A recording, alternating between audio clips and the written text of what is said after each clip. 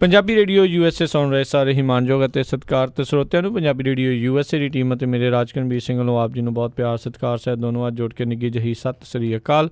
ਸਭ ਨੂੰ ਜੀਆਂ ਨੂੰ ਆਖਦੇ ਹਾਂ। ਸੋ ਪ੍ਰੋਗਰਾਮ ਖਬਰ ਤੇ ਨਜ਼ਰ ਦੇ ਵਿੱਚ ਆਪ ਸਭ ਦਾ ਨਿੱਘਾ ਸਵਾਗਤ ਹੈ। ਅੱਜ 29 ਜੂਨ ਦਿਨ ਵੀਰਵਾਰ ਤੇ ਆਪਣੇ ਨਾਲ ਖਬਰ ਤੇ ਨਜ਼ਰ ਪ੍ਰੋਗਰਾਮ ਦੇ ਵਿੱਚ ਜੁੜ ਚੁੱਕੇ ਨੇ ਮਿੰਟੂ ਗੁਰੂਸਰੀਆ ਜੀ ਮਲੋਟ ਸਟੂਡੀਓਜ਼ ਤੋਂ। ਮਿੰਟੂ ਜੀ ਨਿੱਘੀ ਜੀ ਆਇਆਂ ਨੂੰ ਪਿਆਰ ਭਰੀ ਸਤਿ ਸ੍ਰੀ ਅਕਾਲ ਜੀ। ਸ਼ੁਕਰੀਆ ਜੀ, ਸਾਰਿਆਂ ਨੂੰ ਸਤਿ ਸ੍ਰੀ ਅਕਾਲ ਜੀ। ਸਾਡੇ ਅੱਜ ਦੇ ਪ੍ਰੋਗਰਾਮ ਖਬਰ ਤੇ ਨਜ਼ਰ ਉਸ ਨੂੰ ਸਪੋਂਸਰ ਕਰਦੇ ਨੇ ਖਾਲਸਾ ਇੰਸ਼ੋਰੈਂਸ ਏਜੰਸੀ ਵਾਲੇ, ਜਿਨ੍ਹਾਂ ਦੇ ਕੋਲੋਂ ਤੁਸੀਂ ਹਰ ਇੱਕ ਤਰੀਕੇ ਦੀ ਇੰਸ਼ੋਰੈਂਸ ਕਰਵਾ ਸਕਦੇ ਹੋ। ਇੰਸ਼ੋਰੈਂਸ ਬਾਰੇ ਪਤਾ ਕਰਨ ਲਈ ਕਾਲ ਕਰੋ ਨੰਬਰ 408 272 2500 ਦੇ ਉੱਤੇ। ਇਸ ਦੇ ਨਾਲ ਕ੍ਰਿਸ਼ਨ ਧਨੋਤਾ ਜੀ ਯੂਬਾ ਸਿਟੀ ਤੋਂ, ਅਮਰਜੀਤ ਸਿੰਘ ਦਸਾਂਝ ਯੂਬਾ ਸਿਟੀ ਤੋਂ, ਸੁੱਚਾ ਸਿੰਘ ਜੀ ਫਰੈਜ਼ਨੋ ਤੋਂ, ਗੁਰਵਿੰਦਰ ਸਿੰਘ ਅਵਤਾਰ ਸਿੰਘ ਚਾਂਦੀ ਆਰਨੋ ਐਕਸਪ੍ਰੈਸ ਵਾਲੇ ਕੁਚੈਲਾ ਤੋਂ, ਜੱਸੀ ਗਿੱਲ ਪਲੰਬਿੰਗ ਵਾਲੇ ਬੇਕਰਸਫੀਲਡ ਤੋਂ, ਲਾਲੀ ਸਿੱਧੂ ਜੀ ਬੇਕਰਸਫੀਲਡ ਤੋਂ, ਪ੍ਰੀਤਮ ਸਿੰਘ ਤਲਵਿੰਦਰ ਸਿੰਘ ਗਿੱਲ ਬੇਕਰਸਫੀਲਡ ਤੋਂ, ਗੁਰਪਾਲ ਸੋਹਲ ਕਲੋਵਿਸ ਤੋਂ। ਇਹਨਾਂ ਸਾਰਿਆਂ ਦਾ ਬਹੁਤ ਬਹੁਤ ਧੰਨਵਾਦ। ਜੇਕਰ ਤੁਸੀਂ ਜਾਂ ਕੋਈ ਹੋਰ ਕਾਰੋਬਾਰ ਵੀ ਇਸ ਪ੍ਰੋਗਰਾਮ ਨੂੰ ਸਪੋਂਸਰ ਕਰਨਾ ਚਾਹੁੰਦੇ ਹੋ, ਸੰਪਰਕ ਕਰੋ ਨੰਬਰ 408 722 7698 ਦੇ ਉੱਤੇ।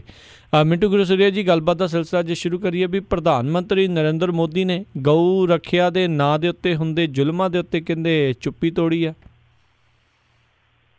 ਚੁੱਪੀ ਤੋੜੀ ਆ ਪ੍ਰਧਾਨ ਮੰਤਰੀ ਨੇ, ਤੇ ਇਸ ਚੁੱਪ ਟੁੱਟੀ ਤੇ ਲੋਕਾਂ ਨੇ ਖੁਸ਼ੀ ਵੀ ਜ਼ਾਹਰ ਕੀਤੀ ਹੈ ਕਿ ਸ਼ੁਕਰ ਆ ਪ੍ਰਧਾਨ ਮੰਤਰੀ ਦੇ ਮਨ ਦੇ ਵਿੱਚ ਇਹ ਕੰਮ ਦੀ ਬਾਤ ਵੀ ਆਈ ਹੈ, ਨਹੀਂ ਤੇ ਅੱਗੇ ਮਨ ਕੀ ਬਾਤ ਹੀ ਆਈ ਜਾਂਦੀ ਸੀ।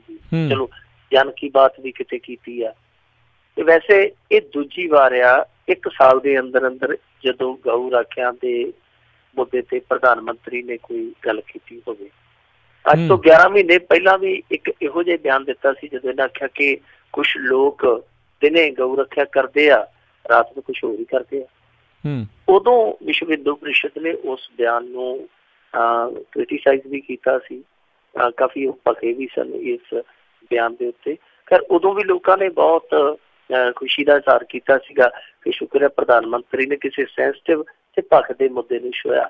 ਪਰ ਹੋਇਆ ਕੀ, ਉਸ ਤੋਂ ਬਾਅਦ ਜਿਹੜਾ 6 ਮਹੀਨੇ ਗੁਜ਼ਰੇ ਆ 1 ਸਾਲ ਦੇ, ਇਹਨਾਂ ਨੇ ਮੇਰੇ ਖਿਆਲ ਦੇ ਨਾਲ ਸਤੰਬਰ 'ਚ ਉਦੋਂ ਬਿਆਨ ਦਿੱਤਾ ਸੀਗਾ। ਉਹ ਤੋਂ ਅੱਗੇ ਜੇ ਆ ਜਾਈਏ, ਆ ਜਿਹੜੇ 6 ਮਹੀਨੇ ਗੁਜ਼ਰੇ ਆ, ਇਹਨਾਂ 6 ਮਹੀਨਿਆਂ ਦੇ ਵਿੱਚ ਰਾਜਕਰਨਵੀਰ ਜੀ ਇੰਨੀਆਂ ਘਟਨਾਵਾਂ ਵਾਪਰੀਆਂ ਨੇ ਗਊ ਰੱਖਿਆ ਦੇ ਨਾਂ ਤੇ ਵੱਢ ਘਾਟ ਦੀਆਂ, ਕਿ ਪਿਛਲੇ ਸਾਲ ਵਾਪਰੀਆਂ ਜਿਹੜੀਆਂ ਘਟਨਾਵਾਂ ਹੈ, ਇਹ 6 ਮਹੀਨਿਆਂ ਦੀਆਂ ਘਟਨਾਵਾਂ ਉਹਨਾਂ ਤੋਂ 2 ਤਿਹਾਈ ਜ਼ਿਆਦਾ ਹੈ ਜੀ। ਤੁਸੀਂ ਆਪ ਅੰਦਾਜ਼ਾ ਲਾ ਲਓ ਕਿ 6 ਮਹੀਨੇ ਜਦੋਂ ਨੂੰ ਸਾਲ ਦੇ ਵਿੱਚ ਪੂਰੇ ਹੋਣਗੇ ਹੋਰ, ਤੇ ਉਦੋਂ ਨੂੰ ਇਹ ਤਾਦਾਦ ਕਿੰਨੀ ਉੱਤੇ ਚਲੇ ਜਾਏਗੀ। ਅੱਜ ਪ੍ਰਧਾਨ ਮੰਤਰੀ ਸਾਹਿਬ ਗਏ ਸਨ ਆਪਣੇ ਗ੍ਰਹਿ ਰਾਜ ਦੇ ਵਿੱਚ, ਉੱਥੇ ਜਾ ਕੇ ਇਹਨਾਂ ਨੇ ਗਊ ਰੱਖਿਆ ਦੇ ਮੁੱਦੇ ਤੇ ਗੱਲ ਕਹੀ। ਇਹਨਾਂ ਆਖਿਆ ਕਿ ਗਊ ਰੱਖਿਆ ਦੇ ਨਾਂ ਤੇ ਬੰਦੇ ਮਾਰਨੇ ਇਹ ਕਿਸੇ ਨੂੰ ਹੱਕ ਨਹੀਂ ਦਿੱਤਾ ਜਾ ਸਕਦਾ, ਔਰ ਨਾ ਹੀ ਇਸ ਨੂੰ ਕਦੇ ਮਨਜ਼ੂਰ ਕੀਤਾ ਜਾ ਸਕਦਾ।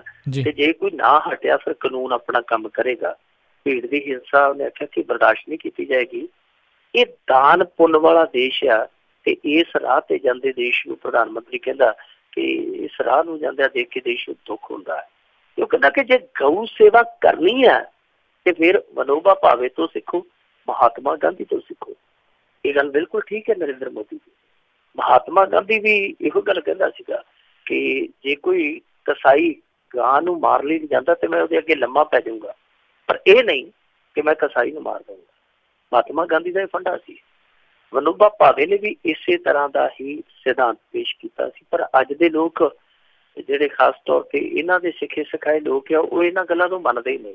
ਨਰਿੰਦਰ ਮੋਦੀ ਸਾਹਿਬ ਨੇ ਜਿਹੜੀ ਗੱਲ ਕਹੀ ਹੈ ਉਹਦਾ ਸਵਾਗਤ ਕਰਨਾ ਚਾਹੀਦਾ, ਪਰ ਇਹ ਗੱਲ ਜ਼ਮੀਨੀ ਪੱਧਰ ਤੇ ਜਾ ਕੇ ਲਾਗੂ ਕਿੰਨੀ ਕੁ ਹੋਊਗੀ ਇਹ ਵੇਖਣਾ ਦਿਲਚਸਪ ਹੋਏਗਾ ਜੀ। ਦੇਖੋ ਮਹਾਤਮਾ ਗਾਂਧੀ ਦਾ ਵੀ ਉਹ ਜ਼ਿਕਰ ਕਰਦੇ ਆ, ਪਰ ਮਹਾਤਮਾ ਗਾਂਧੀ ਬਾਰੇ ਇਹਨਾਂ ਦੇ ਜਿਹੜੇ ਆਪਣੇ ਬੰਦੇ ਉਹ ਕਿਹੋ ਜਿਹਾ ਵਿਜ਼ਨ ਰੱਖਦੇ ਉਹ ਵੀ ਸਾਰਿਆਂ ਨੂੰ ਪਤਾ।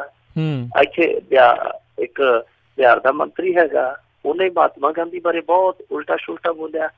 ਇੱਕ ਹਰਿਆਣੇ ਦਾ ਮੰਤਰੀ ਹੈ, ਉਹਨੇ ਤੇ ਇੱਥੋਂ ਤੱਕ ਆਖ ਦਿੱਤਾ ਸੀ ਕਿ ਨੋਟਾਂ ਤੋਂ ਵੀ ਚੱਕ ਕੇ ਪਰੇ ਮਾਰੋ ਗਾਂਧੀ ਨੂੰ, ਇਹਨੇ ਦੇਸ਼ ਦਾ ਬੇੜਾ ਗਰਕ ਕਰ ਦਿੱਤਾ, ਹੁਣ ਆਰਥਿਕਤਾ ਦਾ ਬੇੜਾ ਗਰਕ ਕਰੂਗਾ। ਸੋ ਇੱਕ ਪਾਸੇ ਗਾਂਧੀ ਨੂੰ ਦੱਸਦੇ ਆ ਕਿ ਲੋਕ ਨਾਇਕ ਹੈ, ਦੂਸਰੇ ਪਾਸੇ ਦੱਸਦੇ ਆ ਕਿ ਇਹ ਨੋਟ ਦਾ ਵੀ ਨਾਇਕ ਹੈ ਨਹੀਂ, ਨੋਟ ਦੇ ਲਾਇਕ ਵੀ ਹੈ ਨਹੀਂ, ਇਹਨੂੰ ਪਾਸੇ ਕਰ ਦਿਓ।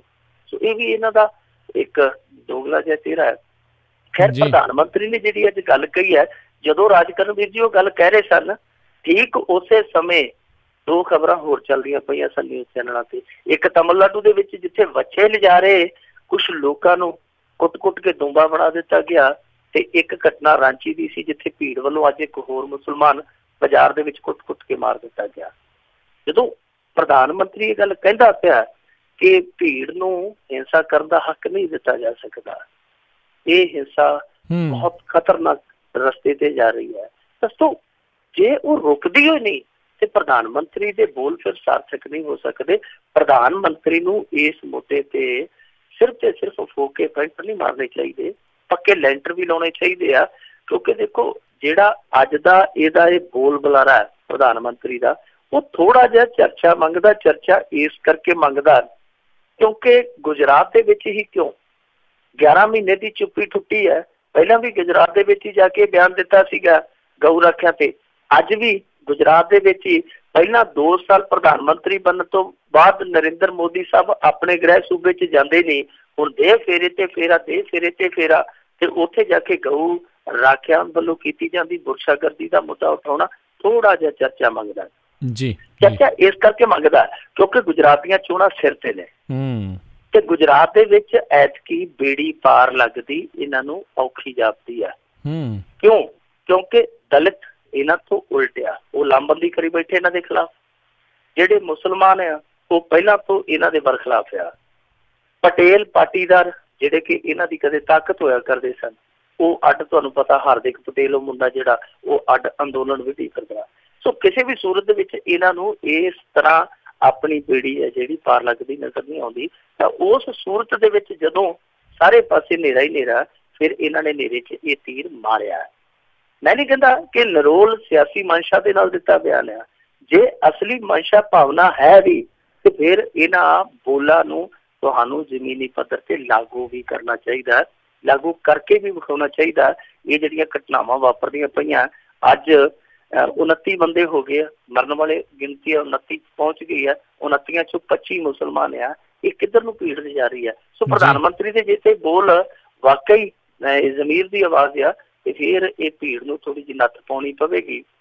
ਜੇ ਇਹ ਬੋਲ ਸਿਰਫ ਹਵਾ ਨੂੰ ਹੀ ਥੋੜਾ ਜਿਹਾ ਸਕੂਨ ਦੇਣ ਲਈ ਬੋਲੇ ਗਏ ਕਿ ਹਵਾ ਦਾ ਹੀ ਮਨੋਰੰਜਨ ਕਰਨ ਲਈ ਹੈ, ਤੇ ਫਿਰ ਉਹ ਰਾਹਤ ਇੰਦੌਰੀ ਦਾ ਸ਼ੇਰ ਹੈ ਜਿਹੜਾ ਉਹ ਲੋਕ ਬੋਲਦਿਆ ਕਰਨਗੇ कि मैं मन की बात बहुत मन लगा के सुनता हूँ, ये तू नहीं है तेरा इश्तिहार बोलता है, कुछ और काम उसे याद ही नहीं शायद, मगर वो झूठ बहुत शानदार बोलता है। जी जी जी। अगली मिंटू जी गल करिए भी पढ़ी लिखी भाजपा दी एक मैंबर पार्लीमेंट दी हिंदी ने कहने काफ़ी किरकिरी कराई। उत्थे पढ़े लोग, पढ़े लिखे लोग भी कई बार टपला ज़्यादा खा जाते हैं। वैसे भी गुरदास मान कहना हुंदा कि बोलण नालों चुप चंगेरी, चुप दे नालों पर्दा। जदों तुसीं फिर ज़्यादा ही उछल लग पैंदे ते किते ना किते फिर पर्दा चुक्या जांदा।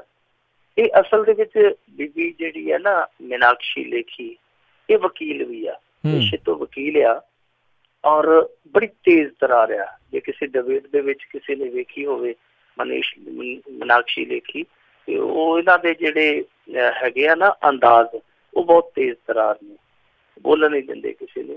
और ये बीबी गंढिया की माला पा के भी प्रदर्शन करने दे विच अव्वल हुंदी सी जदों विरोधी चर्च हुंदी सी। एक बीबी सुषमा स्वराज और दूसरी ते इस तरह का इन्हां दा अक्स है।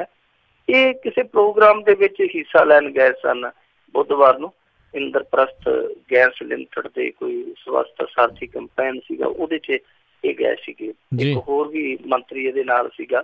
उत्थे दोवें गए, उत्थे इन्हां ने देने सीगे अपने दस्तक ते इस तो इलावा स्लोगन लिखना सी, स्वच्छ भारत स्वस्थ भारत। तां ये जदों इन्हां ने स्लोगन लिखिया ते स्वच्छ भारत ही नहीं चंगी तरह लिखना आया। स्वच्छ भारत ते छड्डो, इन्हां नूं भारत भी चंगी तरह नहीं लिखना आया। सो उत्थे जिहड़े तुहानूं पता कैमरिਆਂ ਦੀ आवाज़ खोलदी है, उत्थे जिहड़े पत्रकार मौजूद सन उन्हां ने नाल दी नाल फोटो खिच ली, फोटो वायरल हो गई ते लोगों ने बहुत ज्यादा किरकिरी की। दूजे पासे जे गल करिए, ये कली बीबी वाले पासों नहीं, अज स्वच्छ भारत दे विच मुद्दे ते इन्हां नूं एक होर भी नमोशी झलनी पई।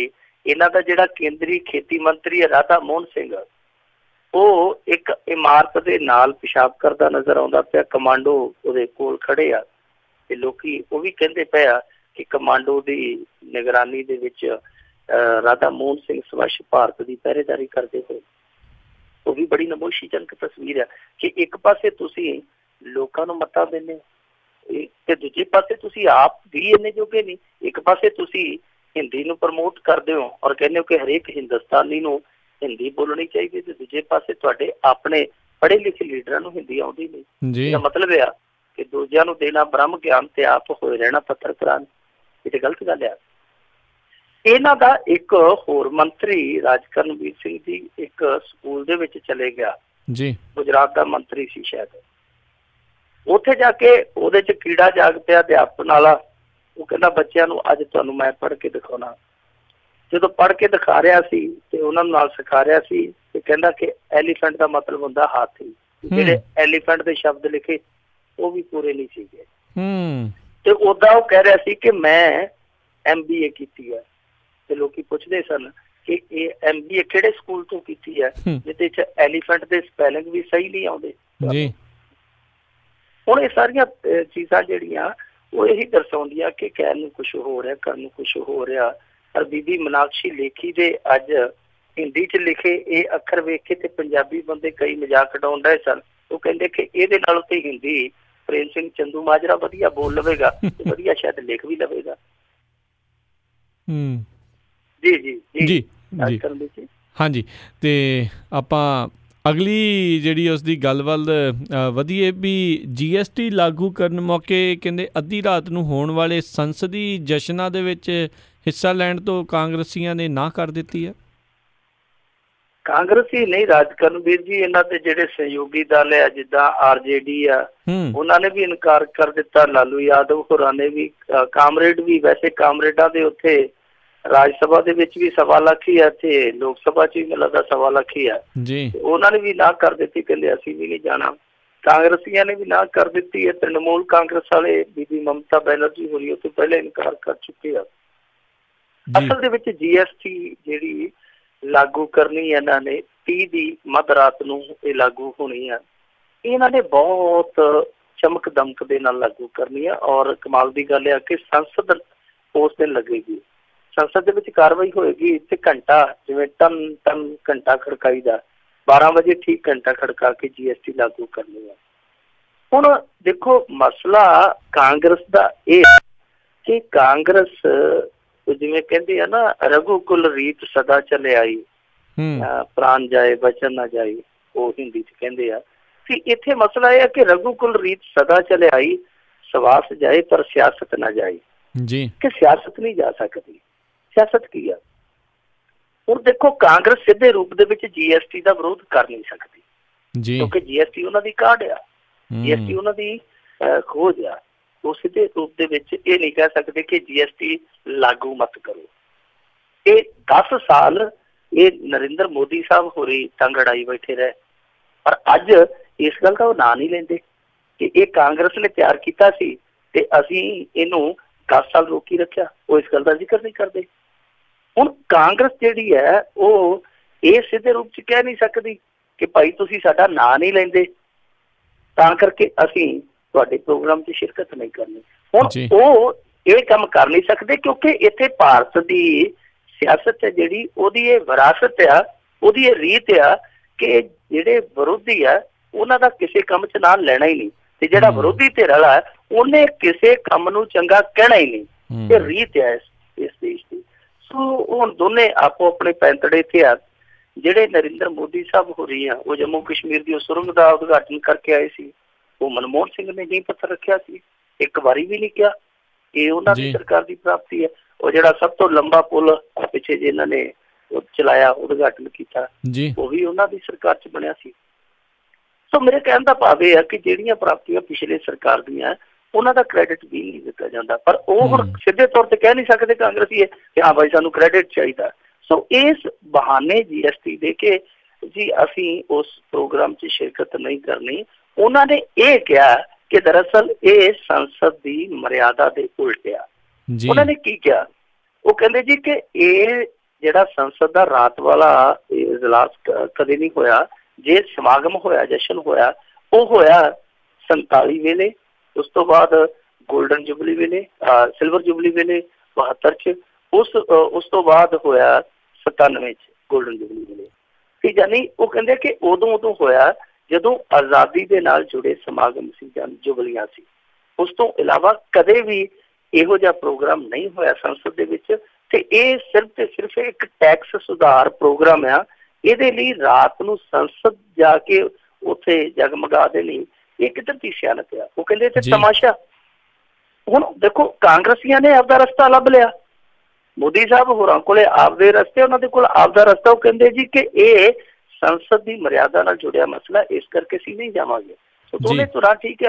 हुण देखो जिहड़ा नरेंद्र मोदी है वो किसी दे मरे शिकार नूं चुक के उहदे ते आपदा नां लिख रहा, और नां लिख ही नहीं रहा, उन्होंने बहुत ज्यादा चमका रहा। देखो चमकाउणा तो इन्हां नूं मेरे ख्याल दे नाल जिन्ना आउंदा ना उन्ना किसी नूं भी नहीं आउंदा। हुण तक 20 अरब रुपया इन्हां ने चमकीलेपन ते डाल दिता।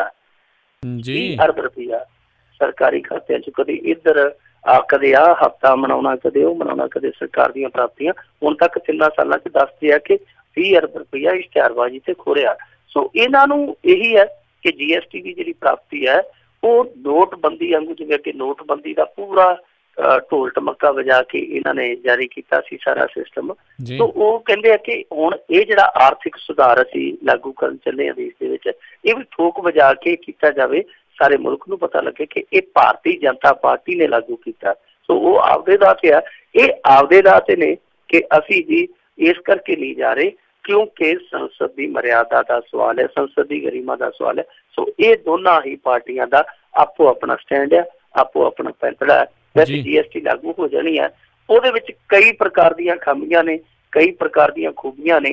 ਜਿਹੜੀਆਂ खामियां कांग्रेस वो भी डरती नहीं दसदी, क्योंकि उन्होंने इन्हों के गल च फिर सप पा देना। मसलन जिवें कि पेट्रोल कद तो बाहर रखिया, डीजल कद तो बाहर रखिया, ये कांग्रेसी भी नहीं दसते, अज तक लोगों नहीं दसते। ਉਹਦੇ ਚ हकीकत यह है कि उदा 53% टैक्स लगता है पेट्रोल डीजल से। मेरे ख्याल दे नाल एक ते वैट आ, केंद्री एक्साइज टैक्स आ, एक वैट आ, दोने कुल मिला के 53% बनते आ। ते जे GST के दर दे विच आ जाणगे ते इत्थे वध तो वध 28% आ। मतलब कि वो तेल है जिहड़ा 40% डाउन हो जाएगा। वो कांग्रेस भी नहीं दसदी, मोदी साहब नहीं दसदे, क्योंकि दोनों ही इस मसले ते गाने वो कहणगे कि जदों तुसीं सी सत्ता च तुसीं क्यों नहीं कीता। जी बिल्कुल, एक दूजे ਨੂੰ ਤੌਹਮਤਾਂ ਲਾਉਣੀਆਂ ਸੌਖੀਆਂ ਨੇ। ਅਗਲੀ ਗੱਲ ਕਰੀਏ, ਕੈਪਟਨ ਅਮਰਿੰਦਰ ਹੁਣਾਂ ਨੇ ਕੀਤੀ ਕਿਸਾਨ ਜਥੇਬੰਦੀਆਂ ਦੇ ਨਾਲ ਮੁਲਾਕਾਤ, ਪਰ ਕਿਹੜੀ ਕਿਸਾਨ ਜਥੇਬੰਦੀ? ਇੱਥੇ ਤਾਂ ਸਾਰੀ ਇਹ ਪੋਲੀਟੀਕਲ ਹੀ ਹੈ। ਸਹੀ ਕਿਹਾ ਤੁਸੀਂ। ਇਹਨਾਂ ਨੇ ਅੱਜ ਕੁਝ ਜਥੇਬੰਦੀਆਂ ਨਾਲ ਗੱਲਬਾਤ ਕੀਤੀ ਹੈ ਤੇ ਗੱਲਬਾਤ ਜਿਹੜੀ ਹੈ ਉਹ ਵੱਖ-ਵੱਖ ਨੁਕਤਿਆਂ ਤੇ ਕੇਂਦਰਿਤ ਸੀਗੀ। ਜਥੇਬੰਦੀਆਂ ਨੇ ਆ ਕੇ ਸੁਝਾਅ ਦਿੱਤੇ ਆ ਕਿ ਐਸ ਮੰਗ ਨੂੰ ਵੀ ਪੂਰਾ ਕਰੋ, ਆਹ ਮੰਗ ਵੀ ਸਾਡੀ ਪੂਰੀ ਕਰੋ। ਖਾਸ ਤੌਰ ਤੇ ਕਰਜ਼ੇ ਬਾਰੇ ਕਿਹਾ ਉਹਨਾਂ ਨੇ ਕਿਹਾ ਕਿ ਭਾਈ ਕੋਈ ਨੋਟੀਫਿਕੇਸ਼ਨ ਜਾਰੀ ਕਰੋ, ਕੋਈ ਗੱਲਬਾਤ ਤੇ ਪੱਕੀ ਕਰੋ। ਹਾਲ ਦੀ ਘੜੀ ਤੇ ਇਹ ਨਹੀਂ ਪਤਾ ਲੱਗਦਾ ਪਿਆ ਕਰਜ਼ਾ ਤੁਸੀਂ ਮਾਫ ਕਿਹਦਾ ਕੀਤਾ ਜੀ। ਕੈਪਟਨ ਨੇ ਜਵਾਬ ਦੇ ਵਿੱਚ ਆਖਿਆ, ਉਹਨੇ ਆਖਿਆ ਕਿ ਕੁਝ ਦਿਨਾਂ ਦੇ ਅੰਦਰ ਅੰਦਰ ਅਸੀਂ ਸਾਰੀ ਸਥਿਤੀ ਸਾਫ਼ ਕਰ ਦਿਆਂਗੇ, ਨੋਟੀਫਿਕੇਸ਼ਨ ਵੀ ਜਾਰੀ ਕਰ ਦਿਆਂਗੇ, ਘਬਰਾਉਣ ਦੀ ਜ਼ਰੂਰਤ ਨਹੀਂ। ਜਿਹੜੇ ਕਿਸਾਨਾਂ ਨੇ ਕਰਜ਼ਾ ਲਿਆ ਹੈ, ਮਸਲਨ ਕਿ 5 ਕਿੱਲਿਆਂ ਤੋਂ ਥੱਲੇ ਵਾਲੇ ਜਿਹੜੇ, ਉਹਨਾਂ ਨੂੰ ਕਰਜ਼ੇ ਦੀ ਟੈਨਸ਼ਨ ਲੈਣ ਦੀ ਜ਼ਰੂਰਤ ਨਹੀਂ, ਉਹ ਕਰਜ਼ਾ ਮੁਕਤ ਹੋ ਚੁੱਕੇ ਆ। ਸੋ ਇਹ ਕੈਪਟਨ ਨੇ ਉੱਥੇ ਭਰੋਸਾ ਬਣਾਇਆ। ਦੂਜੇ ਪਾਸੇ ਜਥੇਬੰਦੀਆਂ ਨੇ ਮੰਗ ਕੀਤੀ ਹੈ ਕਿ ਸਵਾਮੀਨਾਥਨ ਕਮਿਸ਼ਨ ਦੀ ਰਿਪੋਰਟ ਲਾਗੂ ਕਰਵਾਉਣ ਲਈ ਕੇਂਦਰ ਤੇ ਦਬਾਅ ਪਾਓ। ਕੈਪਟਨ ਅਮਰਿੰਦਰ ਸਿੰਘ ਨੇ ਭਰੋਸਾ ਦਿੱਤਾ, ਉਹਨੇ ਆਖਿਆ ਕਿ ਇਹ ਸਾਡੇ ਏਜੰਡੇ ਤੇ ਸਭ ਤੋਂ ਉੱਤੇ ਆ। ਅਸੀਂ ਕਿਸਾਨਾਂ ਦੀਆਂ ਦੁੱਖ ਤਕਲੀਫਾਂ ਸਮਝਦੇ ਹਾਂ ਤੇ ਕੇਂਦਰ ਤੇ ਅਸੀਂ ਇਹ ਰਿਪੋਰਟ ਲਾਗੂ ਕਰਵਾਉਣ ਦਾ ਦਬਾਅ ਜਿਹੜਾ ਉਹ ਨਿਰੰਤਰ ਪਾਉਂਦੇ ਚੱਲਾਂਗੇ। ਨਾਲ ਉਹਨੇ ਇਹ ਗੱਲ ਕਹੀ ਹੈ ਕਿ ਜਿਹੜਾ ਆੜ੍ਹਤੀਆਂ ਦਾ ਜਿਹੜਾ ਗੈਰ ਸੰਸਥਾਗਤ ਕਰਜ਼ਾ ਹੁੰਦਾ, ਇਹਦੇ ਹੱਲ ਲਈ ਵੀ ਅਸੀਂ ਇੱਕ ਸਬ ਕਮੇਟੀ ਬਣਾਈ ਹੈ ਜੋ ਆੜ੍ਹਤੀਆਂ ਨਾਲ, ਸ਼ਾਹੂਕਾਰਾਂ ਨਾਲ ਨਿਰੰਤਰ ਗੱਲਬਾਤ ਕਰਦੀ ਪਈ ਆ। ਆਉਣ ਵਾਲੇ ਦਿਨਾਂ 'ਚ ਅਸੀਂ ਕੋਈ ਮਸਲਾ ਹੱਲ ਕਰ ਲਵਾਂਗੇ। ਪਹਿਲੀ ਗੱਲ ਬਿਲਕੁਲ ਕੈਪਟਨ ਅਮਰਿੰਦਰ ਸਿੰਘ ਦੀ ਠੀਕ ਆ ਕਿ ਇਹਨਾਂ ਦੇ ਹੱਥ ਵੱਸ ਹੈ ਨਹੀਂ ਕਿ ਜੋ ਸਵਾਮੀਨਾਥਨ ਕਮਿਸ਼ਨ ਵਾਲਾ ਮਸਲਾ ਹੈ ਇਹ ਹੱਲ ਕਰਨਾ ਕੇਂਦਰ ਨੇ, ਇਹ ਸਿਰਫ ਪ੍ਰੈਸ਼ਰਾਈਜ਼ ਕਰ ਸਕਦੇ ਆ। ਦੂਜੀ ਗੱਲ ਹੈ ਘੱਟੋ ਘੱਟ ਨੋਟੀਫਿਕੇਸ਼ਨ ਤੇ ਜਾਰੀ ਕਰੋ ਨਾ। ਤੁਸੀਂ ਕਰਜ਼ਾ ਮਾਫ ਕਰ ਦਿੱਤਾ, ਨੋਟੀਫਿਕੇਸ਼ਨ ਕਿਉਂ ਰੋਕਿਆ ਹੋਇਆ?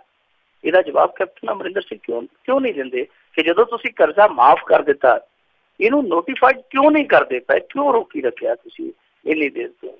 ਵੈਸੇ ਅੱਜ ਇਹਨਾਂ ਨੇ SYL ਦੇ ਮੁੱਦੇ ਤੇ ਵੀ ਬਿਆਨ ਦਿੱਤਾ ਕਿ ਸਾਡੇ ਕੋਲ ਟਿੱਪ ਵੀ ਪਾਣੀ ਹੈ ਨਹੀਂ ਬਾਹਰਲੇ ਸੂਬੇ ਨੂੰ ਦੇਣ ਜੋਗਾ, ਸਾਡੇ ਕੋਲ ਆਪਣਾ ਹੀ ਪਾਣੀ ਮਸਾ ਸਰਦਾ। ਪਰ ਸਭ ਤੋਂ ਵੱਡੀ ਗੱਲ ਇਹ ਆ ਰਾਜਕਰਨਵੀਰ ਜੀ ਕਿ ਠੀਕ ਆ ਕਿ ਆ ਜਿਹੜੇ ਕੁਛ ਮਾਮਲੇ ਆ ਜਿੱਦਾਂ ਸਵਾਮੀਨਾਥਨ ਕਮਿਸ਼ਨ ਦਾ ਆ ਜਾਂ ਫਸਲਾਂ ਦਾ ਭਾਅ, ਇਹ ਤੇ ਸਭ ਠੀਕ ਆ, ਕੇਂਦਰ ਦੇ ਵਾਸਤੇ ਆ। ਇਹ ਬਹੁਤ ਔਖਾ ਟਾਸਕ ਆ, ਬਹੁਤ ਵੱਡੀ ਚੁਣੌਤੀ ਆ।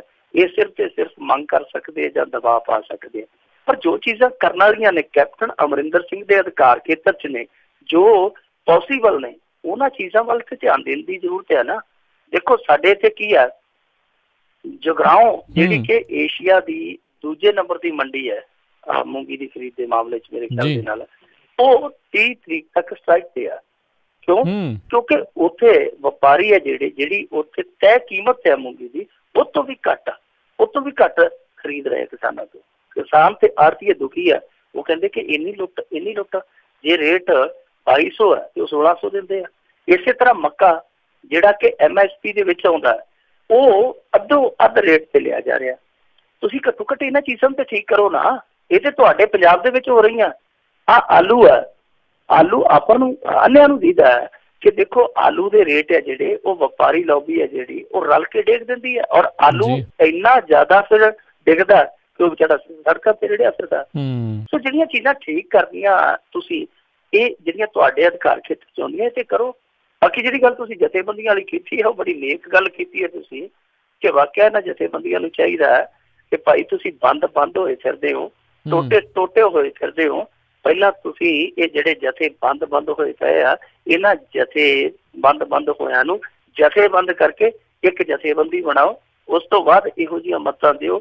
ਵੈਸੇ ਠੀਕ ਹੈ, ਬਹੁਤ ਸਾਰੀਆਂ ਕਿਸਾਨ ਯੂਨੀਅਨਾਂ ਹੱਕਾਂ ਲਈ ਲੜਦੀਆਂ ਵੀ ਆ, ਪਰ ਬਹੁਤੀਆਂ ਜਿਹੜੀਆਂ ਉਹ ਹੱਕ ਮਰਵਾਉਣ ਵਾਲੇ ਪਾਸੇ ਵੀ ਤੁਰੀਆਂ ਫਿਰਦੀਆਂ। ਸੋ ਜ਼ਰੂਰਤ ਇਸ ਗੱਲ ਦੀ ਹੈ ਕਿ ਪਹਿਲਾਂ ਇੱਕ ਜਥੇਬੰਦੀ ਕਰੋ ਤੇ ਇੱਕ ਰਾਏ ਕਰੋ ਕਿ ਸਭ ਤੋਂ ਪਹਿਲਾਂ ਕਰਨਾ ਕੀ ਹੈ।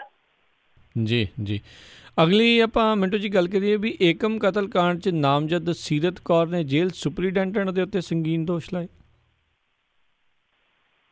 ਦੇਖੋ ਇਹ ਬੀਬੀ ਹੈ ਜਿਹੜੀ, ਇਹ ਇਸ ਸਮੇਂ ਨਾਭੇ ਦੇ ਵਿੱਚ ਨਜ਼ਰਬੰਦ ਆ। ਨਾਭਾ ਹਾਈ ਸਿਕਿਉਰਿਟੀ ਜੇਲ੍ਹ ਹੈ ਜਿਹੜੀ, ਇਹ ਅਸਲ ਦੇ ਵਿੱਚ ਏਕਮ ਕਤਲ ਕਾਂਡ ਉਹੀ ਹੈ ਜਿਹੜਾ ਮੁੰਡਾ ਮਾਰ ਕੇ ਸੂਟਕੇਸ ਦੇ ਵਿੱਚ ਪਾ ਦਿੱਤਾ ਗਿਆ ਸੀ। 6 ਫੁੱਟ ਦਾ ਮੁੰਡਾ ਸੀਗਾ ਜੀ, ਤੇ ਉਹ ਬੜਾ ਚਰਚਾ ਦਾ ਵਿਸ਼ਾ ਬਣਿਆ ਸੀ। ਉਹ ਕਤਲ ਮੋਹਾਲੀ ਦੇ ਵਿੱਚ ਕਤਲ ਹੋਇਆ ਸੀ। ਇਹ ਵੈਸੇ ਇਹ ਜਿਹੜੀ ਕੁੜੀ ਆ, ਇਹ ਮਲੋਟ ਦੇ ਲਾਗੇ ਪਿੰਡ ਆ ਅਵਲ ਖਰਾਣਾ, ਇਹਦੇ ਪੇਕੇ ਪਿੰਡ ਉਹ ਆ ਅਵਲ ਖਰਾਣਾ, ਲੰਬੀ ਦੇ ਨਾਲ ਹੈ। ਇਹ ਬੀਬੀ ਹੁਣ ਉੱਥੇ ਨਜ਼ਰਬੰਦ ਆ। ਇਹਨੇ ਦੋਸ਼ ਲਾਏ, ਦੋਸ਼ ਬੜੇ ਸੰਗੀਨ ਆ। ਉਹ ਕਹਿੰਦੀ ਕਿ ਜੇਲ੍ਹ ਦਾ ਜਿਹੜਾ ਸੁਪਰੀਡੈਂਟ ਆ, ਉਹ ਮੈਲੀ ਅੱਖ ਰੱਖਦਾ। ਔਰ ਖਾਸ ਤੌਰ ਤੇ ਉਹਨੇ ਇੱਕ ਦਿਨ ਸੱਦਿਆ ਮੈਨੂੰ ਆਪਣੇ ਦਫ਼ਤਰ ਦੇ ਵਿੱਚ, ਤੇ ਇਹ ਆਫਰ ਦਿੱਤੀ ਕਿ ਹਰੇਕ ਤਰ੍ਹਾਂ ਦੀ ਸਹੂਲਤ ਤੁਹਾਨੂੰ ਮੁਹੱਈਆ ਕਰਵਾਈ ਜਾਏਗੀ, ਔਰ ਮੁਹੱਈਆ ਕਰਵਾਉਣ ਤੋਂ ਇਲਾਵਾ ਤੁਹਾਨੂੰ ਸ਼ਰਾਬ ਤੱਕ ਪੀਣ ਦੀ ਖੁੱਲ੍ਹ ਹੋਇਆ ਕਰੇਗੀ, ਪਰ ਉਹਦੇ ਲਈ ਸਮਝੌਤਾ ਕਰਨਾ ਪਊ। ਉਹ ਕਹਿੰਦੀ ਕਿ ਜੇ ਮੈਂ ਇਨਕਾਰ ਕੀਤਾ, ਇਸ ਸੁਪਰੀਡੈਂਟ ਨੇ ਬਦਤਮੀਜ਼ੀ ਕੀਤੀ ਹੈ ਮੇਰੇ ਨਾਲ ਆਪਣੇ ਦਫ਼ਤਰ ਚੋਂ ਮੁੜਦਿਆਂ ਸਮੇਂ। ਇਹ ਫਿਰ ਜਿਹੜੀ ਸ਼ਿਕਾਇਤ ਸੀਗੀ ਉਹ IG ਜੇਲ੍ਹ ਕੋਲ ਗਈ। ਉਹਨੇ ਜਾਂਚ ਪੜਤਾਲ ਲਈ ਕੋਈ ਟੀਮ ਭੇਜੀ ਹੈ, DGP ਕੋਲ ਗਈ ਤੇ DGP ਨੇ IG ਜੇਲ੍ਹ ਦੀ ਅਗਵਾਈ ਦੇ ਵਿੱਚ ਕੋਈ ਟੀਮ ਭੇਜੀ। ਉਹਨਾਂ ਨੇ ਜਾਂਚ ਪੜਤਾਲ ਕੀਤੀ ਤੇ ਕਿਉਂਕਿ ਉਸ ਦਿਨ ਇਸ ਬੀਬੀ ਦੀ ਪੇਸ਼ੀ ਸੀ, ਇਹ ਤੇ ਜੇਲ੍ਹ ਦੇ ਵਿੱਚ ਹੈ ਨਹੀਂ ਸੀ। ਜਿਹੜਾ ਉਹਨਾਂ ਨੇ ਆਸਿਓ ਪਾਸਿਓ ਕੋਈ ਬਿਆਨ ਕਲਮਬੰਦ ਕੀਤਾ, ਉਹਦੇ ਆਧਾਰ ਤੇ ਉਹਨਾਂ ਕਿਹਾ ਕਿ ਮੁੱਢਲੇ ਤੌਰ ਤੇ ਇਹ ਸ਼ਿਕਾਇਤ ਝੂਠੀ ਜਾਪਦੀ ਹੈ। ਫਿਰ ਇਸ ਬੀਬੀ ਦੇ ਵਕੀਲ ਨੇ ਹੁਣ ਜੱਜ ਦੇ ਕੋਲ ਵੀ ਲਾਤੀ ਹੈ ਸ਼ਿਕਾਇਤ, ਕਿਉਂਕਿ ਜੇ ਕੰਪਲੇਂਟ ਜੱਜ ਦੇ ਕੋਲ ਚਲੀ ਜਾਂਦੀ ਹੈ, ਕਿਉਂਕਿ ਜਿਹੜਾ ਕੈਦੀ ਹੈ, ਜਿਹੜਾ ਅੰਡਰ ਟ੍ਰਾਇਲ ਕੈਦੀ ਹੈ, ਉਹ ਆਪਣੀ ਸ਼ਿਕਾਇਤ ਜੱਜ ਕੋਲ ਵੀ ਕਰ ਸਕਦਾ ਹੈ, ਕਿਉਂਕਿ ਉਹਦੇ ਕੋਲ ਉਹਦਾ ਕੇਸ ਚੱਲਦਾ ਹੈ। ਸੋ ਉਹ ਅਧਿਕਾਰ ਖੇਤਰ 'ਚ ਆ। ਉਹ ਜਿਹੜੀ ਸ਼ਿਕਾਇਤ ਹੋਣ ਗਈ ਹੈ, ਉਸ ਸ਼ਿਕਾਇਤ ਤੇ ਕਾਰਵਾਈ ਮੇਰੇ ਖਿਆਲ ਦੇ ਨਾਲ ਅਗਲੇ ਦਿਨਾਂ 'ਚ ਫੇਰ ਹੋਏਗੀ। ਪਰ ਦੇਖੋ ਇਸ ਚੀਜ਼ ਦੇ ਦੋ ਪੱਖ ਆ ਰਾਜਕਰਨਵੀਰ ਜੀ। ਇੱਕ ਪੱਖ ਇਹ ਆ ਕਿ ਜੇਲ੍ਹਾਂ ਦੇ ਵਿੱਚ ਸਭ ਕੁਛ ਹੋ ਹੀ ਜਾਂਦਾ, ਭਾਰਤੀਆਂ ਜੇਲ੍ਹਾਂ ਦੇ ਵਿੱਚ। ਪਰਸੋਂ ਚੌਥ ਦੀ ਘਟਨਾ ਹੈ ਕਿ ਮੁੰਬਈ ਦੇ ਲਾਗੇ ਇੱਕ ਜੇਲ੍ਹ ਦੇ ਵਿੱਚ ਇੱਕ ਕੁੜੀ ਨੂੰ ਇਸੇ ਤਰ੍ਹਾਂ ਮਾਰਿਆ ਗਿਆ ਜੇਲ੍ਹ ਦੇ ਵਿੱਚ ਜੀ। ਇੱਥੋਂ ਤੱਕ ਕਿ ਉਹਦੇ ਪ੍ਰਾਈਵੇਟ ਪਾਰਟਸ ਵੀ ਡੈਮੇਜ ਸਨ। ਉਹ ਕਿੱਦਾਂ ਹੋ ਗਿਆ ਹੁਣ ਜੇਲ੍ਹ ਦੇ ਵਿੱਚ? ਇਹ ਇੱਕ ਬੜੀ ਸੋਚਣ ਵਾਲੀ ਗੱਲ ਆ। ਉਸ ਤੋਂ ਬਾਅਦ ਉਹ ਜਿਹੜੀਆਂ ਸਾਥੀ ਕੈਦਨਾਂ ਸਨ, ਉਹਨਾਂ ਨੇ ਸਟ੍ਰਾਈਕ ਕੀਤੀ, ਪ੍ਰੋਟੈਸਟ ਕੀਤਾ, ਉੱਤੇ ਵੀ ਚੜ੍ਹ ਗਈਆਂ, ਜੋ ਕੋਠੜੀਆਂ ਹੁੰਦੀਆਂ ਉਹਨਾਂ ਦੇ ਉੱਤੇ ਵੀ ਚੜ੍ਹ ਗਈਆਂ। ਬਾਅਦ ਦੇ ਵਿੱਚ ਉਹਨਾਂ ਤੇ ਪਰਚਾ ਦਰਜ ਕਰ ਦਿੱਤਾ ਗਿਆ। ਇੰਦਰਾਣੀ ਮੁਖਰਜੀ ਬੜੀ ਹਾਈ ਪ੍ਰੋਫਾਈਲ ਕੈਦਰ ਆ, ਉਹਦੇ ਤੇ ਵੀ ਕੇਸ ਦਰਜ ਕੀਤਾ ਗਿਆ। ਬਾਅਦ ਦੇ ਵਿੱਚ ਉਹਦਾ ਮੈਡੀਕਲ ਕਰਾਇਆ ਗਿਆ, ਉਹਦੇ ਤੇ ਵੀ ਕੁੱਟਮਾਰ ਦੇ ਜਿਹੜੇ ਸੀਗੇ ਨਿਸ਼ਾਨ ਪਾਏ ਗਏ। ਜੀ ਜੀ। ਸੋ ਜੇਲ੍ਹਾਂ ਦੇ ਵਿੱਚ ਬਹੁਤ ਕੁਝ ਹੋ ਜਾਂਦਾ ਹੈ। ਇੱਕ ਤਸਵੀਰ ਦਾ ਇੱਕ ਪਾਸਾ, ਤਸਵੀਰ ਦਾ ਦੂਜਾ ਪਾਸਾ ਵੀ ਆ। ਤਸਵੀਰ ਦਾ ਦੂਜਾ ਪਾਸਾ ਰਾਜਕਰਨਵੀਰ ਜੀ ਇਹ ਹੈ ਕਿ ਉੱਥੇ ਦੋ ਧਿਰਾਂ ਦੀ ਜਦੋਜਹਿਦ ਚੱਲਦੀ ਹੈ, ਕੈਦੀ ਔਰ ਦੂਸਰੇ ਪਾਸੇ ਪੁਲਿਸ ਪ੍ਰਬੰਧ। ਬਹੁਤ ਕੁਝ ਹੁੰਦਾ। ਪੁਲਿਸ ਪ੍ਰਬੰਧ ਆਪਦੀਆਂ ਤਿਕੜਮਾਂ ਚਲਾਉਂਦਾ ਕਿ ਆਪਣਾ ਪ੍ਰਬੰਧ ਉਹ ਠੀਕ ਢੰਗ ਨਾਲ ਨਿਭਾਈ ਜਾਣ। ਕੈਦੀ ਹੈ ਜਿਹੜੇ ਉਹ ਜਿਵੇਂ ਕੰਧਾਂ ਚੋਂ ਸਾਰੇ ਫੁੱਲ ਛੱਡ ਕੇ ਕੀੜੀਆਂ ਮੋਰੇ ਲੱਭਦੀਆਂ ਰਹਿੰਦੀਆਂ ਤੇ ਮੋਰੇ ਲੱਭ ਵੀ ਲੈਂਦੀਆਂ, ਇਸ ਤਰ੍ਹਾਂ ਕੈਦੀ ਸਾਰੇ ਫੁੱਲ ਬਗੀਚੇ ਛੱਡ ਕੇ ਕੰਧ ਤੋਂ ਉਹ ਮੋਰੀਆਂ ਲੱਭ ਲੈਂਦੇ ਆ। ਯਾਨੀ ਕਿ ਦੋ ਧਿਰਾਂ ਇੱਕ ਟਕਰਾਅ ਹੈ, ਜਦੋਜਹਿਦ ਹੈ। ਇਹਦੇ ਵਿੱਚ ਕਈ ਵਾਰੀ ਕੀ ਹੁੰਦਾ ਕਿ ਕੈਦੀ ਕੋਲ ਇੱਕੋ ਹਥਿਆਰ ਹੁੰਦਾ, ਸ਼ਿਕਾਇਤ ਦਾ। ਉਹ ਸ਼ਿਕਾਇਤ ਦਾ ਹਥਿਆਰ ਵਰਤਦਾ ਹੈ। ਮੈਂ ਨਹੀਂ ਕਹਿੰਦਾ ਕਿ ਬੀਬੀ ਬਿਲਕੁਲ ਝੂਠੀ ਹੋਏਗੀ, ਪਰ ਬੀਬੀ ਬਿਲਕੁਲ ਸੱਚੀ ਹੋਵੇ ਇਹਦੀ ਵੀ ਕੋਈ ਗਰੰਟੀ ਨਹੀਂ ਹੈਗੀ। ਸ਼ਿਕਾਇਤ ਦੀ ਜਾਂਚ ਪੜਤਾਲ ਕਰਨੀ ਚਾਹੀਦੀ ਹੈ। ਜੇ ਸ਼ਿਕਾਇਤ ਦੇ ਵਿੱਚ ਦਮਖਮ ਹੈ ਤਾਂ ਇਹਦੀ ਅੱਗੇ ਪੜਤਾਲ ਕਰਵਾ ਕੇ ਕਾਰਵਾਈ ਹੋਣੀ ਚਾਹੀਦੀ ਹੈ। ਤੇ ਜੇ ਸ਼ਿਕਾਇਤ ਝੂਠੀ ਹੈ ਤੇ ਫਿਰ ਗਾਂ ਤੋਂ ਇਸ ਬੀਬੀ ਨੂੰ ਵੀ ਝਿੜਕਣਾ ਚਾਹੀਦਾ, ਕਿਉਂਕਿ ਏਡੇ ਗੰਭੀਰ ਦੋਸ਼ ਹੈ ਜਿਹੜੇ ਉਹ ਝੂਠੇ ਨਹੀਂ ਲੱਗਣੇ ਚਾਹੀਦੇ। ਜੀ ਜੀ। ਅਤੇ ਮਿੰਟੂ ਜੀ, ਜਾਂਦੇ ਜਾਂਦੇ ਜੇ ਆਪਾਂ ਗੱਲ ਕਰ ਲਈਏ ਵੀ ਅਸੈਂਬਲੀ ਝਗੜਿਆਂ ਦੇ ਲਈ ਬਣੀ ਵਿਸ਼ੇਸ਼ ਅਧਿਕਾਰ ਵਾਲੀ ਕਮੇਟੀ ਦੇ ਚੇਅਰਮੈਨ ਨੂੰ ਅਥਾਰਟੀ ਲੈਟਰ ਹੀ ਨਹੀਂ ਮਿਲਿਆ। ਮੈਨੂੰ ਲੱਗਦਾ ਕਿ ਇਹਨਾਂ ਨੇ ਅਥਾਰਟੀ ਲੈਟਰ ਤੇ ਝਗੜਾ ਇੱਕ ਹੋਰ ਪਾ ਲੈਣਾ ਤੇ ਉਹਦੇ ਲਈ ਫਿਰ ਭਾਵੇਂ ਕਮੇਟੀ ਬਣੀ ਫਿਰੇ। ਇਹ ਜਿਹੜੀ ਅਸਲ ਦੇ ਵਿੱਚ ਕਮੇਟੀ ਬਣੀ ਸੀ ਕਿ ਰਾਜਕਰਨਵੀਰ ਜੀ ਜਿਹੜੇ ਪਿਛਲੇ ਦਿਨੀ ਅਸੈਂਬਲੀ ਦੇ ਵਿੱਚ ਇਹਨਾਂ ਨੇ ਗੁਲ ਖਿਲਾਏ ਆ, ਉਹਨਾਂ ਨੂੰ ਲੈ ਕੇ ਇੱਕ ਕਮੇਟੀ ਬਣਾਈ ਹੈ। ਵੈਸੇ ਇਹ ਜਿਹੜੀਆਂ ਕਮੇਟੀਆਂ ਹੁੰਦੀਆਂ ਨੇ ਨਾ ਰਾਜਕਰਨਵੀਰ ਜੀ, ਇਹਦੇ ਵਿੱਚ ਇਹ ਹੁੰਦਾ ਕਿ ਕਈ ਕਿਸਮ ਦੀਆਂ ਹੁੰਦੀਆਂ, ਜਿੱਦਾਂ ਸੰਸਦੀ ਕਮੇਟੀਆਂ ਹੁੰਦੀਆਂ, ਮਰਿਆਦਾ ਕਮੇਟੀ ਹੁੰਦੀ ਹੈ, ਇਹ ਇਸ ਤਰ੍ਹਾਂ ਦੀਆਂ ਕਮੇਟੀਆਂ ਹੁੰਦੀਆਂ ਨੇ। ਇਹਨਾਂ ਦੇ ਵਿੱਚ ਇਹ ਨਹੀਂ ਹੁੰਦਾ ਕਿ ਸਿਰਫ ਹੁਕਮਰਾਨ ਧਿਰ ਦੇ ਹੀ ਮੈਂਬਰ ਸ਼ਾਮਲ ਹੁੰਦੇ ਆ, ਸਾਰੀਆਂ ਪਾਰਟੀਆਂ ਦੇ ਨੁਮਾਇੰਦੇ ਲੈ ਜਾਂਦੇ ਆ। ਜਿੱਦਾਂ ਇਹ ਜਿਹੜੀ ਕਮੇਟੀ ਬਣੀ ਹੈ ਇਹਦੇ 'ਚ ਨੱਥੂ ਰਾਮ ਜੀ ਹੈਗੇ ਆ, ਉਹ ਕਾਂਗਰਸੀ ਹੈ, ਰਮਨਜੀਤ ਸਿੰਘ ਸਿੱਕੀ ਹੈ, ਉਹ ਵੀ ਕਾਂਗਰਸੀ ਹੈ, ਬੀਬੀ ਰੁਪਿੰਦਰ ਕੌਰ ਰੂਬੀ ਹੈ, ਉਹ ਆਮ ਆਦਮੀ ਪਾਰਟੀ ਦੀ ਹੈ। ਇਹ ਇਸ ਤਰ੍ਹਾਂ ਮਤਲਬ ਕਿ ਰਲਾ ਕੇ ਜੇ ਬਣਾ ਦਿੰਦੇ ਕਮੇਟੀ ਜੋ ਇਹ ਸਾਰੇ ਝਗੜੇ ਨੂੰ ਨਜਿੱਠਦੀ ਹੈ। ਝਗੜਾ ਕਿਹੜਾ? ਇੱਕ ਤੇ ਸੁਖਪਾਲ ਖਹਿਰੇ ਵਾਲਾ ਮੁੱਦਾ ਜਿਹੜਾ ਉਹਨੇ ਵੀਡੀਓ ਬਣਾ ਕੇ ਸਿਆਪਾ ਛੇੜਿਆ ਸੀ, ਜਿੱਥੋਂ ਸਾਰੀ ਗੱਲ ਜਿਹੜੀ ਤੁਰੀ। ਦੂਸਰਾ ਹੈ ਸਿਮਰਨਜੀਤ ਸਿੰਘ ਬੈਂਸ ਵੱਲੋਂ ਜੋ ਸਪੀਕਰ ਤੇ ਉਹ ਕਾਗਜ਼ਾਤ ਸੁੱਟੇ ਗਏ ਜਾਂ ਜੋ ਵੀ ਹੈ, ਉਹ ਇੱਕ ਝਗੜਾ ਹੈ। ਤੀਸਰਾ ਹੈ ਪਵਨ ਟੀਨੂ ਬਨਾਮ ਨਵਜੋਤ ਸਿੱਧੂ। ਪਵਨ ਟੀਨੂ ਕਹਿੰਦਾ ਕਿ ਇਹਨੇ ਨਵਜੋਤ ਸਿੱਧੂ ਨੇ ਮੇਰੇ ਦਲਿਤ ਹੋਣ ਕਰਕੇ ਮੈਨੂੰ ਜਲੀਲ ਕੀਤਾ। ਨਵਜੋਤ ਸਿੱਧੂ ਕਹਿੰਦਾ ਕਿ ਮੈਨੂੰ ਕਿਹਾ ਹੀ ਕੱਖ ਨਹੀਂ। ਵੈਸੇ ਨਵਜੋਤ ਸਿੱਧੂ ਕਹਿੰਦਾ ਕਿਸੇ ਨੂੰ ਕੱਖ ਨਹੀਂ, ਪਰ ਛੱਡਦਾ ਕੁਛ ਵੀ ਨਹੀਂ। ਜਿਹੜਾ ਕਹਿਣ ਜੋਗਾ ਰਹਿੰਦਾ ਨਹੀਂ, ਛੱਡਦਾ ਉਹ ਕੱਖ ਵੀ ਨਹੀਂ ਜੋ ਬਚਿਆ ਹੋਵੇ। ਸੋ ਇਹ ਇੱਕ ਝਗੜਾ। ਤੇ ਚੌਥਾ ਹੈਗਾ ਸੁਖਬੀਰ ਸਿੰਘ ਬਾਦਲ ਦਾ, ਜੋ ਉਹਨੇ ਸਪੀਕਰ ਨੂੰ ਕਿਹਾ ਸੀਗਾ ਇਹ ਗੁੰਡਾ ਹੈ, ਬਦਮਾਸ਼ ਆ, ਅਸੀਂ ਤੂੰ ਸਪੀਕਰ ਮੰਨਦੇ ਨਹੀਂ। ਸੋ ਇਹ 3-4 ਝਗੜੇ ਆ। ਵੈਸੇ ਕਮਾਲ ਦੀ ਗੱਲ ਹੈ ਕਿ ਪਲੇਠਾ ਇਜਲਾਸ ਆ ਤੇ ਪਲੇਠੇ ਇਜਲਾਸ ਦੇ ਵਿੱਚ ਹੀ ਝਗੜਿਆਂ ਵਾਲੀ ਧੰਨ ਹੋਈ ਪਈ ਆ। ਇਹ ਹੁਣ ਕਮੇਟੀ ਗਠਿਤ ਕੀਤੀ ਗਈ ਆ ਕਿ ਇਹ ਵੇਖੇਗੀ ਕਿ ਕਿਹੜਾ ਝਗੜਾ ਉਹਦੇ 'ਚ ਕਸੂਰ ਕਿਹਦਾ, ਫਿਰ ਅਗਾਂਹ ਅੱਗੇ ਬਣਦੀ ਕਾਰਵਾਈ ਕੀ ਕਰਨੀ ਆ। ਪਰ ਕਮਾਲ ਦੀ ਗੱਲ ਆ ਕਿ ਇੰਨੇ ਦਿਨ ਬੀਤ ਗਏ ਆ, ਹਾਲੇ ਤੱਕ ਇਸ ਕਮੇਟੀ ਦੇ ਚੇਅਰਮੈਨ ਨੂੰ ਅਥਾਰਟੀ ਲੈਟਰ ਹੀ ਨਹੀਂ ਮਿਲਿਆ। ਹੁਣ ਜਦੋਂ ਅਥਾਰਟੀ ਲੈਟਰ ਹੀ ਨਹੀਂ ਮਿਲਿਆ, ਕਿਸੇ ਨੂੰ ਕੋਈ ਤਾਕਤ ਹੀ ਨਹੀਂ ਮਿਲੀ, ਕਿਸੇ ਨੂੰ ਕੋਈ ਅਧਿਕਾਰ ਹੀ ਨਹੀਂ ਮਿਲਿਆ ਲਿਖਤੀ ਰੂਪ 'ਚ, ਉਹ ਫਿਰ ਮੀਟਿੰਗ ਕੀ ਕਰੇਗਾ?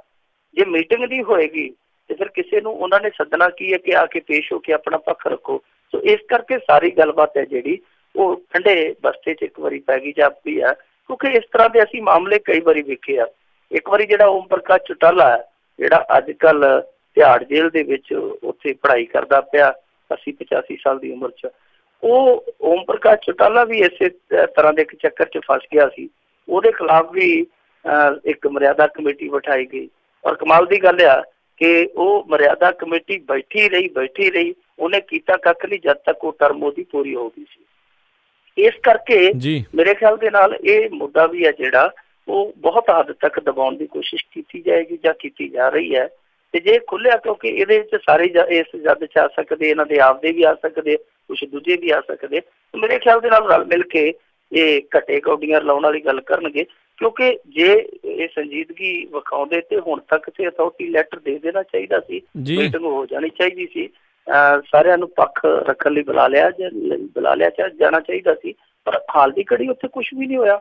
ਔਰ ਜਿਹੜੇ ਚੇਅਰਮੈਨ ਨੇ ਉਹਨੇ ਸੁਖਜਿੰਦਰ ਸਿੰਘ ਰੰਧਾਵਾ ਜੀ ਔਰ ਜਿਹੜੇ ਮਰਿਆਦਾ ਕਮੇਟੀ ਦੇ ਚੇਅਰਮੈਨ ਬਣਾਏ ਆ ਉਹਨਾਂ ਦੀ ਮਰਿਆਦਾ ਤੁਸੀਂ ਵੇਖ ਹੀ ਲਈ ਹੋਣੀ ਇੱਕ ਵਾਰੀ, ਜਦੋਂ ਇਹਨਾਂ ਨੇ ਧਰਨਿਆਂ ਦਾ ਸਿਲਸਿਲਾ ਸ਼ੁਰੂ ਕੀਤਾ ਸੀ ਕਾਫੀ ਵਿਦ ਕੈਪਟਨ ਪ੍ਰੋਗਰਾਮ ਤੋਂ ਪਹਿਲਾਂ, ਤੇ ਉੱਥੇ ਇੱਕ ਗੁਰਦਾਸਪੁਰੇ ਧਰਨਾ ਸੀ ਤੇ ਇਹਨੇ ਉਸ ਧਰਨੇ ਦੇ ਵਿੱਚ ਜਿਹੜਾ ਆਪਣਾ ਇੱਕ ਸਾਥੀ ਸੀ ਉਹ ਗਰਨੇ ਵਾਂਗੂ ਢਾਲਿਆ ਸੀ, ਕੁੱਟ ਕੇ ਇੰਨੀਆਂ ਗੰਦੀਆਂ ਗਾਲਾਂ ਕੱਢੀਆਂ ਸੀ ਤੇ ਮੁੜ ਕੇ ਪੱਤਰਕਾਰਾਂ ਨੂੰ ਕੈਮਰੇ ਬੰਦ ਕਰਨੇ ਪਏ ਸੀ। ਸ਼ਾਇਦ ਹੁਣ ਉਹ ਮੇਰੇ ਖਿਆਲ ਦੇ ਨਾਲ ਉਹ ਮਰਿਆਦਾ ਪੁਰਾਣੀ ਜਿਹੜੀ ਉਹ ਛੱਡ ਆਏ ਆ, ਨਵੀਂ ਮਰਿਆਦਾ 'ਚ ਆ ਗਏ, ਨਵੇਂ ਰੋਲ 'ਚ ਆ ਗਏ ਆ। ਅੱਗੇ ਦੇਖਦੇ ਆ ਕੀ ਬਣਦਾ, ਪਰ ਹਾਲ ਦੀ ਘੜੀ ਉਹਨਾਂ ਨੂੰ ਕੁਛ ਵੀ ਨਹੀਂ ਮਿਲਿਆ, ਨਾ ਅਥਾਰਟੀ ਤੇ ਨਾ ਲੈਟਰ, ਅਥਾਰਟੀ ਲੈਟਰ ਹੀ ਨਹੀਂ ਮਿਲਿਆ। ਜੀ ਜੀ। ਤੇ ਮਿੰਟੂ ਜੀ ਬਹੁਤ ਬਹੁਤ ਅਸੀਂ ਤੁਹਾਡਾ ਧੰਨਵਾਦ ਕਰਦੇ ਹਾਂ, ਤੁਸੀਂ ਸਾਡੇ ਨਾਲ ਜੁੜੇ, ਇਹਨਾਂ ਖਬਰਾਂ ਬਾਰੇ ਸਾਨੂੰ ਵਿਸਤਾਰ ਜਾਣਕਾਰੀਆਂ ਦਿੱਤੀਆਂ। ਅਗਲੀ ਵਾਰ ਤੱਕ ਲਈ ਬਹੁਤ ਬਹੁਤ ਧੰਨਵਾਦ, ਬੜੀ ਮਿਹਰਬਾਨੀ। ਸਤਿ ਸ੍ਰੀ ਅਕਾਲ। ਸਤਿ ਸ੍ਰੀ ਅਕਾਲ।